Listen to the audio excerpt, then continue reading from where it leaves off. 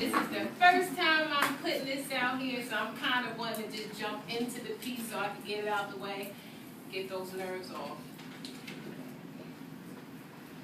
Real adversity going on in these streets. Real blood being seeped into the pages of history, and the government, they too busy to feel the minorities cry. And they stained with the diabolical dye, and we being rained on with carefully spoken excuses, refusing to hear our cry. And we keep dying in Iraq, one at a time in exile, because we be fighting for civil rights, clutching tight to the one day this might change. FEMA, fuck them annually, manually calculated false configurations, excluding to add to their mathematical figure a conscious. It took days for help to arrive. Grandparents and children, mothers and fathers left to die. Why? Real pain felt when taxpayers tear their backs down and lose everything to be named refugees. Why? Refugee?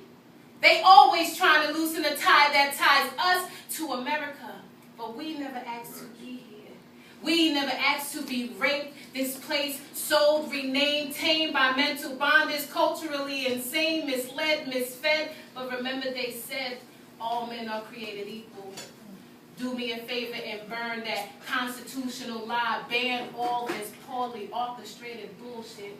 Too many products of post-traumatic slave syndrome. Send them all back into time on a line to be sold for $1. Or at the end of a noose, choked to that last bit of breath, then released and bound to a row of slaves covered in shit and smelled of piss and thrown overboard, for there was no more purpose for their life. Life? We are life. And Jersey City is life, and the ghettos and the hoods is life, and New Orleans and Florida is life. We are life. Cease treating us as other than. It's been a long